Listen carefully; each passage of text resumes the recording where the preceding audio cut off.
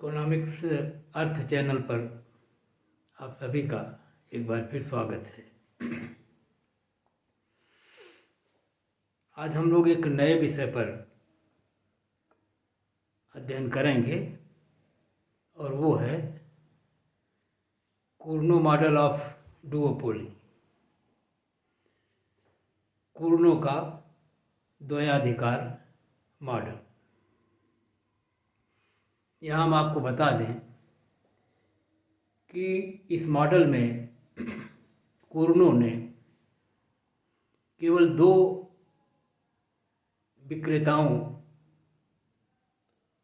के बारे में अपना अध्ययन किया है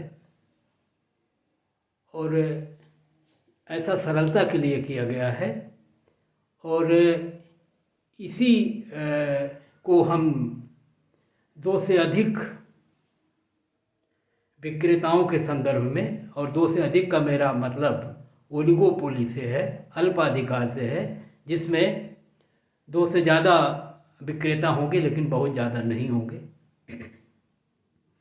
और प्रत्येक विक्रेता का अंश कुल उत्पादन में महत्वपूर्ण होगा और एक के निर्णय का असर पूरे उत्पादन और वस्तु के मूल्य पर पड़ेगा। ऐसी स्थिति को हम लोग अल्पाधिकार कहते हैं।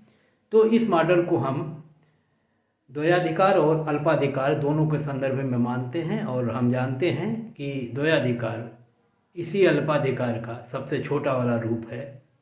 तो जब हमसे प्रश्न अल्पाधिकार या द्वयाधिकार में कूर्नो मॉडल के संदर्भ में पूछा जाएगा तो दोनों का उत्तर एक ही है। बस इतना है कि हम ये कहेंगे कि इस मॉडल, जब अल्पाधिकार की बात करेंगे तो हम ये कहेंगे इस मॉडल में कूर्नो ने दो विक्रेताओं के माध्यम से अल्पाधिकार की व्याख्या की है।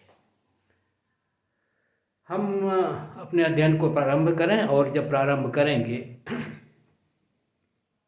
तो इस सिद्धांत की मान्यताओं से यहाँ ये भी हम आपको ध्यान दिला दें कि ऑगस्टीन कूर्नो का जो अध्ययन है, ये मैथमेटिशियन थे, फिलोसोफर थे, जर्मन, और उन्होंने 1938 में इस डुओपोली के संदर्भ में अपनी एक मैथमेटिकल मॉडल दिया था और इस मॉडल की तरफ अर्थशास्त्रियों का ध्यान बहुत देर से गया। 1880 के दशक में उनके एक मित्र और बहुत बड़े मैथमेटिकल इकोनॉमिस्ट लियोन वालरस, जिन्होंने अर्थशास्त्र में जो आप कह सकते हो जनरल इक्विलिब्रियम है या जो मार्जिनल कंसेप्ट है और जिसको गणित के माध्यम से उन्होंने समझाने का प्रयास किया, तो वालरस ने 1880 के आसपास उनका ध्यान कूर्नो के इस मॉडल पर गया और तब कहीं अर्थशास्त्रियों ने इसके बारे में पढ़ना शुरू किया। तो मेरे कहने का तात्पर्य था कि करीब 40 वर्ष बाद जब वो अध्ययन के उनका ये आर्टिकल आया था, उसके बाद उनकी पुस्तक में 1938 में प्रकाशित हुई थी और ये अर्थशास्त्रियों की तरफ इसका ध्यान 1880 के आसपास गया और एक तरह से ये अपूर्ण प्रतियोगिता का पहला मॉडल था। मेरे कहने का तात्पर्य, जब उसके पहले हम लोग पूर्ण प्रतियोगिता पढ़ा करते थे, एकाधिकार पढ़ा करते थे और अपूर्ण प्रतियोगिता की स्थितियों के बारे में अध्ययन कर नगण्य सा था, तो कूर्नो ने पहली बार अपूर्ण प्रतियोगिता की इस स्थिति की तरफ ध्यान दिया जिसमें दो विक्रेता हैं,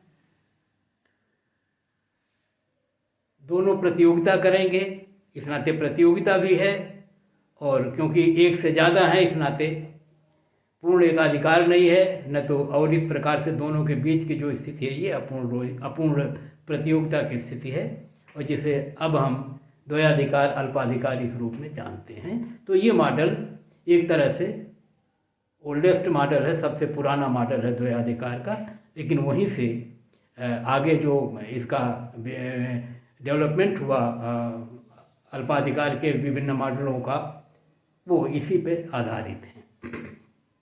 तो हम इसका अध्ययन शुरू करने से पहले हम उनकी संक्षेप में उनकी मान्यताओं की तरफ आपका ध्यान दिला दें।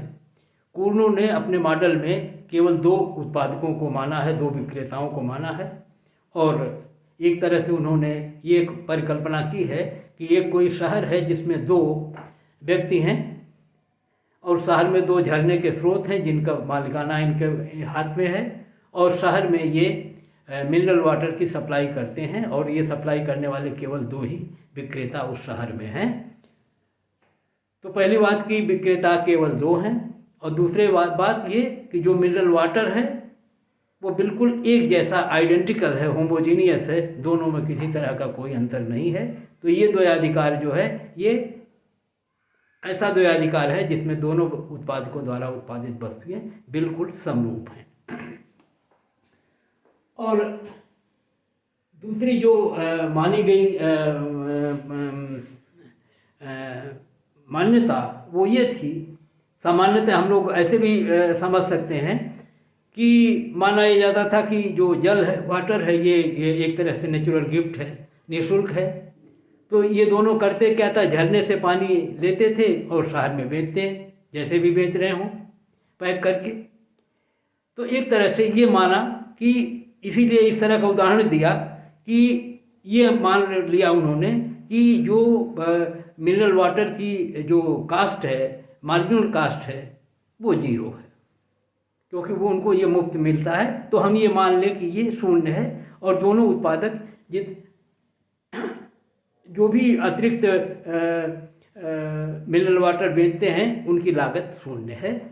आप यहाँ ध्यान में आपको दिला दूँ कि 0 लागत मानने का केवल कारण ये था कि विश्लेषण हमारा बहुत सरल हो जाए, और हम इसको धनात्मक मान लेंगे, और आगे मान के देखा भी गया है, तो विश्लेषण में या निष्कर्ष में कोई अंतर नहीं आएगा। ये केवल सरलता के लिए माना गया है कि सीमांत लागत 0 है। और तीसरा ये है कि जो डुओपोलिस्ट हैं, ये दोनों जो व्यापारी हैं, उत्पादक हैं, विक्रेता हैं, ये बाज़ार में जो मांग की दशाएं हैं उनके बारे में उनको पूर्ण ज्ञान है कि बाज़ार में मिनरल वाटर की मांग कितनी है और कितने मूल्य पर कितनी मांग होगी, इसके बारे में दोनों को ज्ञान है। इसका मतलब बाज़ार का जो मांग वक्र है ये दोनों उत्पादकों या विक्रेताओं को पूर्णतः ज्ञात है, और उसके आधार पर वो अपने निर्णय लेते हैं। और एक और मान्यता मानी, वो भी सरलता के लिए है, कि डिमांड कर्व जो है बाजार का वो रेखीय है, सरल रेखा के रूप में है, लीनियर है। और लीनियर मान लेने से आगे हम देखेंगे कि औसत आय और सीमांत आय वक्रों की को हम बड़े आसानी से समझ सकते हैं, उनके संबंधों को समझ सकते हैं, और उनके आधार पर आसानी से निष्कर्ष निकाल सकते हैं। इस नाते वो लीनियर मान लिया गया है। यहाँ भी हम आपको बता दें कि लीनियर से नॉन लीनियर होगा, तब भी विश्लेषण पर कोई भी अंतर नहीं आने वाला है। और एक और बड़ी बात ये मानी गई कि दोनों यद्यपि एक ही वस्तु को एक ही बाजार में बेचते हैं, लेकिन एक दूसरे के निर्णय से प्रभावित नहीं होता है। अर्थात एक विक्रेता जो उत्पादन करता है, दूसरा विक्रेता जो उत्पादन करता है, दूसरे के उत्पादन को या दूसरे के निर्णय को पहला वाला ये मान के चलता है कि हम चाहे जो करें, अपना उत्पादन घटाएं या बढ़ाएं, दूसरा वाला जितना उत्पादन करता है वैसे ही करता रहेगा। और यदि ऐसा हो तो एक उत्पादक पर दूसरा उत्पादक आश्रित नहीं है, अर्थात दोनों स्वतंत्र निर्णय लेते हैं, दूसरे को देखकर उनके क्रिया के परिणाम स्वरूप उत्पादन संबंधी कोई प्रतिक्रिया दूसरा नहीं लेता।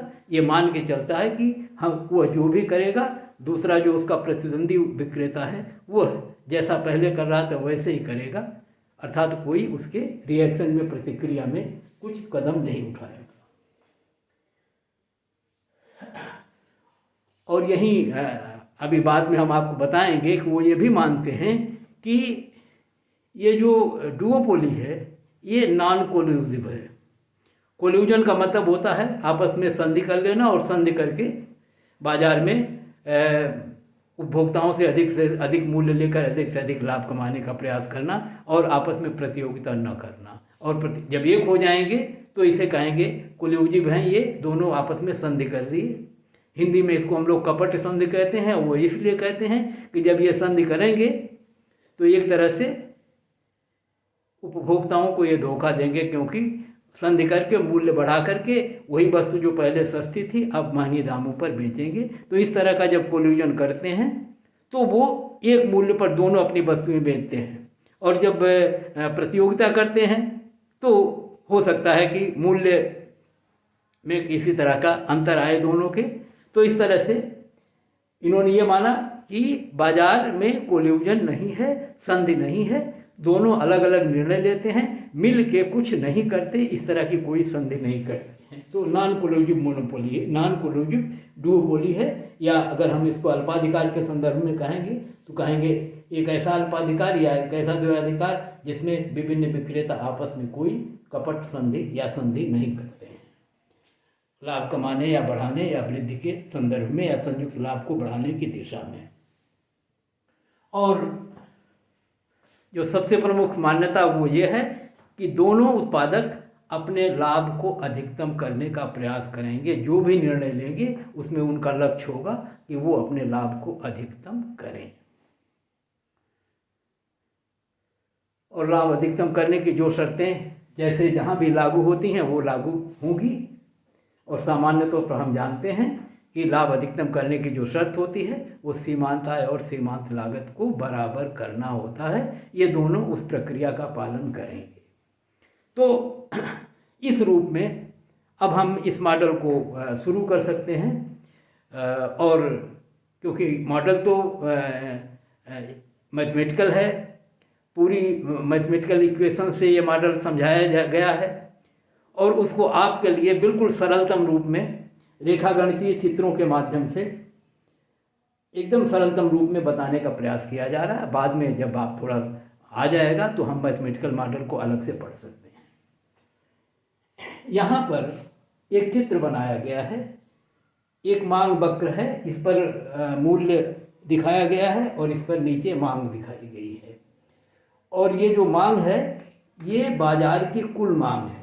अगर कुर्नों के मॉडल को हम देखें तो हम कह सकते हैं उस शहर में मिनरल वाटर की जो कुल मांग है वो कैसी है, वो विभिन्न मूल्यों पर मांग वक्र दिखाया गया है। और वो मांग वक्र हमारे इस चित्र में है RQ। ये एक तरह से औसत आय का वक्र होगा, इसे हम मांग वक्र कहते हैं। ये औसत आय वक्र है या यही डिमांड कर्व है। और ये पूरी बाजार का है, अर्थात पूरी बाजार में मिनरल वाटर की मांग कितनी है विभिन्न मूल्यों पर, उसको दिखाने वाला वक्र RQ है जो सरल रेखा के रूप में है। और जब कोई मांग वक्र सरल रेखा के रूप में होता है तो उसका जो सीमांत आय वक्र होता है वो इस मांग वक्र पर जैसे A से लेके B से लेके P1 तक की ये दूरी है, इसको दो बराबर भागों में बांटता है। अर्थात यहाँ से यहाँ की दूरी और यहाँ से यहाँ की दूरी दोनों बराबर होंगी और इसी बिंदु से सीमांत आय वक्र गुजरेगा। और अगर सरल रेखा है तो दो बिंदु हमको मिल जाएंगे तो हम उसको आसानी से एक रेखा का रूप दे सकते हैं। और इस प्रकार से औसत आय वक्र अगर ये है RQ तो सीमांत आय का वक्र होगा ये MRA। एक वक्र है MR, ये इस मांग वक्र का ये वक्र होगा। अभी हम आपको बताएंगे कि यहाँ MRA क्यों लिखा हुआ। अभी आप ये जानें कि मांग वक्र है RQ और सीमांत आय का वक्र है RL। और ये दोनों के संबंधों के आधार पर खींचा गया है। अब अगर बाजार की कुल मांग को हम देखें तो क्योंकि सीमांत लागत को शून्य माना गया है, इस नाते जब लागत शून्य होगी तो हम यहाँ होंगे और इस स्थिति में जो मांग होगी वो O से लेके Q तक होगी। अर्थात बाजार की कुल मांग OQ होगी जब सीमांत लागत शून्य होगी। तो ये स्थितियां तो सामान्य तौर पर अगर पूर्ण प्रतियोगिता की स्थिति होती और जिसमें सीमांत लागत शून्य होती तो कुल उत्पादन बाजार में इतना होता और मांग वक्र क्षैतिजी होता। लेकिन यहाँ पर क्योंकि डुओपोली है, इस नाते हम उसकी व्याख्या दूसरे रूप में देख रहे हैं, और वो इस रूप में देख रहे हैं कि जब मांग वक्र है आर क्यू तो सीमांत आय का वक्र होगा आर एल। अब जब हम विश्लेषण प्रारंभ करते हैं तो कह रहे हैं कि बाजार में दो, अभी तो मान रहे हैं दो उत्पादक हैं, लेकिन प्रारंभ में कुर्नो ये मानते हैं कि आप ये माने कि पहले ए एक उत्पादक है, ए दूसरा उत्पादक है बी। पहले ए उत्पादक जो है बाजार में अपनी मिनरल वाटर बेचता है, और जब पहली वो बाजार में अकेले आता है तो वैसी स्थिति में वो अपने लाभ को अधिकतम करने का प्रयास करेगा। अपने लाभ को अधिकतम करने के लिए सीमांत लागत क्योंकि शून्य है मान ली गई है कि जो अंतिम बॉटल जो है वो बेचेगा बाजार में उसकी लागत शून्य है, ऐसा माना गया है। तो इसका मतलब है कि सीमांत आय भी जब शून्य होगी तब जाके एम सी बराबर एम आर होगा। और मैक्सिमाइजेशन की शर्त मैंने यहाँ लिख रखी है कि एम सी क्योंकि जीरो है इस नाते एम आर भी जीरो होना चाहिए, और जब दोनों जीरो होंगे उसी समय लाभ अधिकतम होगा, क्योंकि लाभ अधिकतम तभी होता है जब एम सी बराबर एम आर है। एम सी जीरो है तो एम आर भी जीरो होना चाहिए लाभ अधिकतमीकरण के लिए। और अगर मांग वक्र ए आर दिया हुआ है, ए क्यू आर क्यू दिया हुआ है कुल बाजार का, और ए व्यक्ति अगर आता है बाजार में बेचने मिनरल वाटर, तो लाभ अधिकतम करने के लिए उसको ये करना होगा कि सीमांत आय को शून्य करे। और अगर सीमांत आय का वक्र है आर एल तो एल बिंदु पर ये शून्य होगा।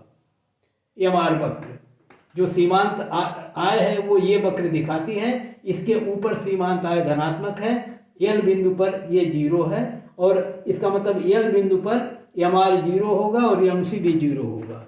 इसका मतलब हुआ कि वो है जब एल बिंदु पर उत्पादन करेगा अर्थात कुल उत्पादन होगा ओ एल, यही है आउटपुट और यही है डिमांड। जब मांग वक्र देखेंगे तो इसको डिमांड कहेंगे, जब पूर्ति वक्र को देखेंगे तो हम इसको सप्लाई आउटपुट कहेंगे।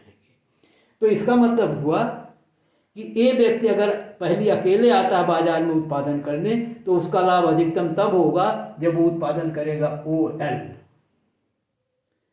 और यहाँ देख लें कि ओ एल जब उत्पादन करेगा तो बाजार की जो कुल मांग है ओ क्यू, ओ एल जो है ये बराबर होगा ओ क्यू का आधा, अर्थात ये हिस्सा क्योंकि हम दो बराबर भागों में सीमांत आय बांटता है, इस नाते इतना वो उत्पादन करेगा और बाजार की इतनी मांग को पूरा करेगा ओ एल को, और जो मूल्य लेगा बाजार में वो उतना लेगा जितना उत्पादक उपभोक्ता मूल्य दे रहे हैं, जो मांग वक्र प्रदर्शित करेगा। और इस उत्पादन के स्तर ओ एल पर कुल मूल्य होगा यहाँ तक, तो ये प्राइस कितनी होगी, ये होगी एल बी, या यही प्राइस यहाँ से देख सकते हैं ओ पी वन। आउटपुट कितना होगा बाई ए है ये व्यक्ति आउटपुट कितना करेगा वो है ओ एल ये। तो इस प्रकार से अगर एक व्यक्ति आता है तो वो ये इतना उत्पादन करेगा। अब इसके बाद अभी तो बाजार में मांग पूरी नहीं हुई क्योंकि अभी इतनी मांग और है एल से लेके क्यू तक, जब सीमांत लागत शून्य है तब। वैसी स्थिति में दूसरा उत्पादक आकर्षित होगा उत्पादन करने के लिए, और अब कुर्नो कहते हैं कि मान लीजिए दूसरा उत्पादक बी बाजार में आता है, और जब ये बी बाजार में आएगा तो ये देख रहा है कि मांग वक्र के आर से लेके बी हिस्से तक का तो यूज कर लिया है उत्पादक ए ने, जो हिस्सा बचा हुआ है वो बी से लेके क्यू होगा। तो अब कहा जाएगा कि बी के लिए ये मांग वक्र जो है, ये जो बी से लेके क्यू का सेगमेंट है, हिस्सा है, इस पर उसे अपना उत्पादन करना है। दो हिस्से हुए आर से लेके बी तक और बी से लेके क्यू तक। पहले सेगमेंट पर ए ने उत्पादन कर लिया, इतनी मांग पूरी कर दी है, शेष जो मांग बची हुई है इसी मांग वक्र पर बी को अपना उत्पादन करना होगा। और अब इसका मतलब है कि ये मांग कुल है एल से लेके क्यू तक, और कितना वो उत्पादन करे कि उसका लाभ अधिकतम हो जाए, तो वो भी अपने सीमांत आय को जीरो करेगा। और बी बिंदु से देखिए एक दूसरा इस सेगमेंट के लिए बी से लेके क्यू तक का जो मांग का हिस्सा है, इस वक्र की जो सीमांत आय है उसका जो रूप है वो बी एन है, जिसे अब हम कह सकते हैं कि ये मार्जिनल रेवेन्यू ऑफ ए है और ये मार्जिनल रेवेन्यू ऑफ बी है, ये है बी एन। और बी व्यक्ति भी उतना उत्पादन करेगा जिस पर उसकी सीमांत आय शून्य हो। तो इस यन उत्पादन पर सीमांत आय शून्य है। यन का मतलब यल से लेके यन तक। ए ने ओ से लेके यल तक उत्पादन कर दिया है, जितना शेष बचा है उसी में से बी को उत्पादन करना है, और बी जो शेष उत्पादन बचा है उसका आधा जब उत्पादन करेगा, ध्यान रखिएगा सीमांत आय वक्र औसत आय वक्र दोनों रेखीय हैं, दोनों के जो संबंध होते हैं वो बताते हैं कि आधार पर सीमांत आय वक्र जब काटेगा तो आधार को दो बराबर भागों में विभाजित कर देगा, और जब जिस समय काटेगा उस समय सीमांत आय शून्य होगी। ऐसी स्थिति में कुल मांग का जब आधा हिस्सा उत्पादन किया जाएगा तो सीमांत आय शून्य होगी, क्योंकि सीमांत लागत शून्य मान ली गई है, और जब सीमांत लागत शून्य होगी तो लाभ अधिकतम होगा। इस नाते हर उत्पादक वही करेगा कि कुल उत्पादन का आधा उत्पादन करेगा। तो बी जो है वो एल से लेके क्यू तक का जो बीच का हिस्सा है एल एन, इतना उत्पादन करेगा। तो बी का उत्पादन कितना हुआ? बीज आउटपुट जो हुआ वो हुआ एल एन, और ये है कितना 1/2, ये 1/2 ऑफ एल क्यू, या 1/4 1/4 ऑफ ओ क्यू। इसने क्या किया था? ओ क्यू का आधा उत्पादन किया ए ने, और जो शेष बचा था आधा, उसका आधा अर्थात 1/4, पूरे का 1/4 या एल क्यू का 1/2 बी ने उत्पादन किया। और कुल उत्पादन इस प्रकार से ए द्वारा किया गया उत्पादन और बी द्वारा उत्पादन किया गया। तो ए का उत्पादन है ओ से लेके एल तक, और बी का उत्पादन है एल से लेके एन तक, और ये उत्पादन 3/4 होगा ओ क्यू का। कुल उत्पादन का 3/4 दोनों मिलके उत्पादन करेंगे, और इतना उतना उत्पादन करने पर दोनों के लाभ अधिकतम होंगे। जो लाभ इस स्थिति में दोनों को मिलेगा वो भी आप इस चित्र में देख सकते हैं। ए को जो लाभ मिल रहा है आप देख लीजिए कुल उत्पादन कितना है और उस समय मूल्य। हाँ, एक बात और आपको बता दें, जब बी उत्पादन करेगा एल से लेके एन तक, तो अब कुल उत्पादन हो गया ओ से लेके एन तक, और इस ओ से लेके एन तक वाले उत्पादन पर मूल्य हो गया एन बी। अब जब बी बाजार में आ जाएगा तो ए और बी दोनों के आने पर कुल उत्पादन मैंने बताया कितना हो जाएगा 3/4 ऑफ ओ क्यू, और जो ये है दोनों का योग बराबर है अर्थात ओ से लेके एन तक।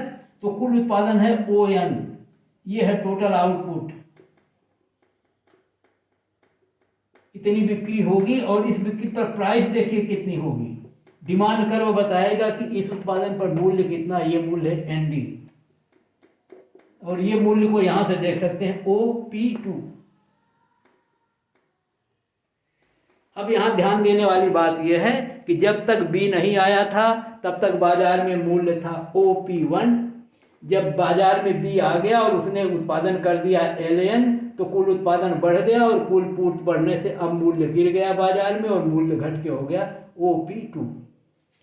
तो जब मूल्य OP2 हो गया तो अब जरा देखिए ए के लाभ पर क्या असर हुआ। पहले ए का लाभ कितना था? देखिए इतना था। ओ मूल्य है OP1 और उत्पादन है OL, तो कुल उत्पादन होगा या टोटल रेवेन्यू होगी OP1BL, और क्योंकि लागत शून्य है इस नाते जितनी आय होती है सबका सब लाभ है, तो ये है टोटल प्रॉफिट ऑफ ए की एक प्रॉफिट है। और जब बी बाजार में आ गया और मूल्य घट गया तो बी का प्रॉफिट अब हो जाएगा, उत्पादन तो कर रहा है OL और कीमत हो गई OP2, तो अब इसकी जो लाभ है वो हो जाएगा TR, मतलब पहले ये था और अगली बार ये हो जाएगा OP2EL, ये घट गया, लाभ डिक्रीज हो गया पहले की तुलना में। मतलब ये है OP1BL is greater than OP2EL। अब B के आने से A का लाभ घट गया और B का जो लाभ है वो आप देख सकते हैं, उत्पादन उसका L से लेके N तक, मूल्य है N से लेके D तक। तो जो B का लाभ है, बीज प्रॉफिट यहाँ लिख सकते हैं, आय दोनों की लागत शून्य है, इस नाते इसकी अब होगी LEDN, LEDN। ये प्रॉफिट है B का, ये प्रॉफिट है A का, बाद में पहले इतना था अब घट गया और घट के अब हो गया पहले से कम। तो अब ये स्थितियां आई और ऐसी स्थिति में अब ये देख रहा है कि B के बाजार में आने से मूल्य गिर गया, मूल्य के गिरने से उसका लाभ घट गया। अब ऐसी स्थिति में वो क्या करे, उसको अपने लाभ को बढ़ाना होगा इस बदली हुई परिस्थिति में। लेकिन मान्यता यहाँ पूर्ण मान रहे हैं कि B वो ये मान के चलेगा, अपने को तो वो रिकंसीडर करेगा, अपने उत्पादन को में परिवर्तन करने के बारे में सोच रहा है ताकि अपने लाभ को बढ़ाया जा सके। लेकिन यहाँ मान्यता है कि वो ये मान के चल रहा है कि जब A अपने उत्पादन में किसी तरह का परिवर्तन करेगा तो B जो है अपने उत्पादन में कोई परिवर्तन नहीं करेगा, अर्थात जितना उत्पादन B पहले कर रहा था उतना ही उत्पादन अब भी करेगा। तो ऐसी स्थिति अगर मान लें तो A के लिए सर्वोत्तम स्थिति क्या होगी, जो बेस्ट ऑप्शन है वो क्या होगा फॉर A के लिए ऑप्शन ये होगा कि वो ये देखे कि B कुल कितना उत्पादन कर रहा है और उतने उत्पादन को अलग कर दे। अब देखे कि कुल उत्पादन कितना होना था, तो कुल उत्पादन होना था O से लेके Q तक। इसमें से B के हिस्से को अगर निकाल दिया जाए तो जो हिस्सा बचेगा, क्योंकि मांग का वक्र रेखीय है, सीमांत आय वक्र रेखीय है, MR को जीरो करना है और MR जीरो तभी होगा जब कुल उत्पादन का आधा उत्पादन किया जाए। इसलिए A के लिए जो सर्वोत्तम स्थिति होगी अपने लाभ को अधिकतम करने के लिए इस बदली हुई परिस्थिति में, जब B L से लेकर N तक उत्पादन कर रहा है, वैसी स्थिति में जो शेष उत्पादन है, कुल उत्पादन में से B का उत्पादन घटा दें, जो बचे उसका आधा उत्पादन करे। तो वो अपने लाभ को अधिकतम करने के लिए ये करेगा, कुल उत्पादन है OQ, इसमें से B का उत्पादन घटाएगा LN और जो आएगा शेष उसका आधा उत्पादन करेगा या A प्रोड्यूस करेगा बदली हुई परिस्थिति में। A जो है कुल उत्पादन में से B का हिस्सा निकालने के बाद जो उत्पादन बचता है उस उत्पादन का अगर आधा उत्पादन करे तो वैसी स्थिति में उसकी MR बराबर जीरो होगी और क्योंकि MC ऑलरेडी जीरो है इसलिए इस पर लाभ अधिकतम होगा और इसके लिए बेहतर यही होगा कि वो कुल उत्पादन जो अवशेष उत्पादन है B का घटाने के बाद उसका आधा उत्पादन करे। और जब उसका आपकी आधा उत्पादन करेगा तो वैसी स्थिति में A का उत्पादन पहले आधा करता था, ध्यान करिए, पहले कुल उत्पादन का आधा करता था। अब कुल उत्पादन में से अगर ध्यान आप दें तो B का उत्पादन 1/4 है, तो 1/4 निकल गया, बचा 3/4। 3/4 का जो आधा किया वो आधा से कम हो गया। पहले उत्पादन करता था कुल उत्पादन का आधा, अब करेगा उससे कम और इसलिए A का कुल उत्पादन पहले से कम हो जाएगा। और जब A का उत्पादन कम हो जाएगा उसमें B के उत्पादन को भी आप जोड़ देंगे तो ये कुल जो पहले वाले उत्पादन जो A और B का दोनों का टोटल था, जो कुल उत्पादन का 3/4 था, वो घट के अब कम हो जाएगा। और जब उत्पादन कम हो जाएगा तो मूल्य बढ़ जाएगा और जब उत्पादन घटेगा तो मूल्य बढ़ेगा, क्योंकि मांग वक्र ऊपर से नीचे गिर रहा है। वैसी स्थिति में ए के लाभ में कुछ वृद्धि हो जाएगी इस निर्णय से। तो ये इस तरह का एक्शन लेगा, अपने कुल उत्पादन को वो घटाएगा। अब देखिए, जब कुल उत्पादन घटेगा और थोड़ा मूल्य बढ़ जाएगा तो बी को लगेगा कि मूल्य बढ़ गया तो हम भी थोड़ा और उत्पादन बढ़ा दें ताकि इसका लाभ लिया जा सके। लेकिन बी भी यहाँ पर उस मान्यता को लेके चलेगा कि बी कुछ भी करेगा, ए अपने निर्णय में कोई परिवर्तन नहीं करेगा, अर्थात ए जितना उत्पादन कर रहा वो करता रहेगा और बी अपने सर्वोत्तम निर्णय को लागू करे। तो बी जो काम करेगा वो ये करेगा, वही काम कि कुल उत्पादन में से ए का हिस्सा जितना उतना निकालिए और जो बचे उसका आधा उत्पादन करें। तो वैसी स्थिति में वो ये करेगा, अब की बार बी ये निर्णय लेगा कि जो कुल उत्पादन था ओ क्यू, इसमें से न्यू कंट्रीब्यूशन ऑफ ए या न्यू आउटपुट ऑफ ए, पहले वाला नहीं, अब की बार जो नया उत्पादन है वो घटा दे और उसका 1/, उत्पादन करे, ये बी करेगा। तो इसका लाभ अधिकतम हो जाएगा, क्योंकि जब बचे हुए का आधा उत्पादन करेगा तो सीमांत आय शून्य होगी, और जब सीमांत आय शून्य होगी तो MC बराबर MR हो जाएगा, लाभ अधिकतम हो जाएगा। इस नाते बी भी ये काम करेगा, और जब ये बी काम करेगा तो वैसी स्थिति में बी का उत्पादन थोड़ा बढ़ जाएगा पहले से, और बी के लाभ और बढ़ जाएंगे।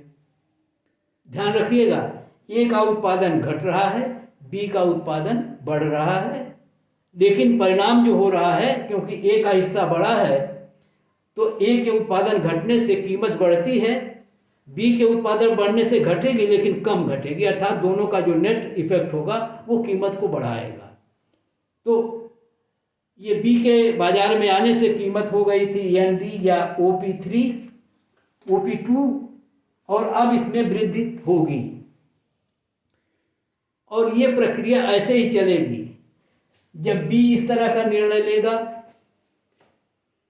वैसी स्थिति में ए को लगेगा कि बी ने इतना और उत्पादन कर दिया तो हम अपने निर्णय को बदलें, और ऐसा करते समय फिर वही सोचेगा कि बी अपने निर्णय पर अडिग रहेगा, हम अपना निर्णय बढ़ाते हैं, और इस प्रकार से जो ए है वो अगले चरण में फिर यही काम करेगा कि कुल उत्पादन में से बी के कुल उत्पादन को घटाएगा और जो बचेगा उसका आधा उत्पादन करेगा, और वैसी स्थिति में ए का उत्पादन पहले से थोड़ा और घटेगा, कीमत थोड़ी और बढ़ेगी। इसके परिणाम स्वरूप फिर बी ये वही कदम उठाएगा, लाभ कीमत बढ़े हुई कीमत का लाभ लेने के लिए और उत्पादन बढ़ाने के लिए वो फिर वही करेगा कि कुल उत्पादन में से ए का जो अब की बार तीसरी बार नया हिस्सा वो घटा के जो शेष बचे उसका आधा उत्पादन करे। और इस प्रक्रिया में ये होगा कि ए का हिस्सा घटता जाएगा कुल उत्पादन में, बी का हिस्सा बढ़ता जाएगा, और क्योंकि ए का अंश पहले ज़्यादा था, बी का अंश कम था, बी का अंश बढ़ेगा, ए का अंश घटेगा, और इस एडजस्टमेंट और रीएडजस्टमेंट में मतलब ए क्या करता है, बी क्या करता है, दोनों निर्णय स्वतंत्र लेते हैं। ध्यान रहे कि ए के एक्शन के कारण कोई निर्णय बी नहीं लेता, और यहाँ पर ये मान के चला जा रहा है कि जब बी कुछ करता है तो ये उसके प्रतिक्रिया में कुछ नहीं करता, अपने उत्पादन को यथावत रखता है, और जब बी कुछ करता है तो ए अपने उत्पादन को यथावत रखता है। अर्थात दोनों के निर्णय इंडिपेंडेंट हैं, दोनों प्रतियोगी हैं, एक दूसरे के राइवल हैं, दोनों ने किसी तरह का कोई संधि या समझौता नहीं किया हुआ है। और इस प्रक्रिया में एडजस्ट रीएडजस्टमेंट में होगा ये कि ए का हिस्सा क्रमशः घटेगा, बी का हिस्सा क्रमशः बढ़ेगा, और मूल्य जो है, जो ए का मूल्य पहले था सर OP1 उससे नीचे आना शुरू होगा, और बी का जो मूल्य था OP2 उससे वो बढ़ना शुरू करेगा, और एक ऐसी स्थिति आएगी जब दोनों का उत्पादन बराबर हो जाएगा, और जब दोनों का उत्पादन बराबर होगा तो दोनों के मूल्य भी बराबर होंगे, और ऐसी स्थिति की कल्पना ये तीसरे वाली स्थिति में की जा सकती है, जहाँ पर होगा ये कि मूल्य घटते बढ़ते, आज के इस वीडियो में बहुत समय हमें नहीं मिल पा रहा है, मुश्किल से 2 मिनट बचे हुए हैं, इसलिए हम इसके डिस्क्रिप्शन में आपको लिख कर डाल देंगे, आप वहाँ से उसे देख लीजिएगा कैसे घटते घटते बराबर हो जाएगा। और जब बराबर होगा तो कुल उत्पादन का 1/3 हिस्सा ए उत्पादित करेगा, जो हमारे स्थिति में है ओ के, 1/3 ऑफ ओ क्यू, ये बराबर है ओ के, ये एज शेयर है, और बीज शेयर जो होगा 1/3 ऑफ ओ क्यू, और that is equal to K2M। अर्थात अब जो होगा इस रीएडजस्टमेंट में एक हिस्सा L से घट के K हो जाएगा, और इसका हिस्सा जो है वो पहले जो था L से लेके, अब तो यहाँ से यहाँ तक हो गया, बढ़ गया, अब इसको यहाँ जोड़ा नहीं जा सकता, बस ऐसे देख सकते हैं कि इसका हिस्सा बढ़ के Km होगा, पहले था Ln, अब की है Km जो है Ln से बड़ा होगा, और दोनों के हिस्से बराबर होंगे, और दोनों कुल मिलके कुल उत्पादन का 2/3 हिस्सा जो उत्पादित करेंगे दोनों मिलके, और जो मूल्य होगा, अब देखिएगा इस उत्पादन पर और इस दोनों का कुल उत्पादन है OM, और OM उत्पादन पर मूल्य होगा MC या OP3। तो अब प्राइस जो होगी ज्वाइंट, ये प्राइस जो होगी वस्तु की, ये होगी OP3, और इस उत्पादन पर दोनों 1/3 करेंगे, दोनों का लाभ अधिकतम होगा, और यही आदर्श स्थिति होगी, और ये इक्विलिब्रियम की पोजीशन होगी। यहाँ पर कुर्नो ये बताने का प्रयास कर रहे हैं कि दोनों ने कोई कोलिजन नहीं किया है, कोई संधि नहीं करी है, उसके बाद भी अंततः एडजस्टमेंट में मूल्य जो है बराबर हो जाएगा, और एक मूल्य पर दोनों बेचेंगे आपस में प्रतियोगिता करते हुए, और कोई बिना किसी कोलिजन के भी एक मूल्य बाजार में निर्धारित होगा, और क्योंकि दोनों की वस्तुएं भी बिल्कुल एक जैसी हैं। ये डुओपोली का एक मॉडल है जो सबसे पुराना मॉडल है, प्रारंभिक है, ओल्डेस्ट है, और इसी के आधार पर आगे के सारे मॉडल डेवलप किए गए हैं। यहाँ बार बार कुर्नो को ध्यान दिलाया जाएगा, और इस मॉडल में ये दिखाया गया है कि उत्पादक संतुलन में जो आते हैं दोनों उत्पादक, वो अपने उत्पादन में परिवर्तन करके आते हैं, अर्थात उत्पादन के एडजस्टमेंट से ये संस्थिति प्राप्त होती है। अगला मॉडल बर्ट्रैंड का है, जिसमें उन्होंने इसी बात को कीमत के माध्यम से संतुलन में आने की बात कही है। तो जो कुर्नो का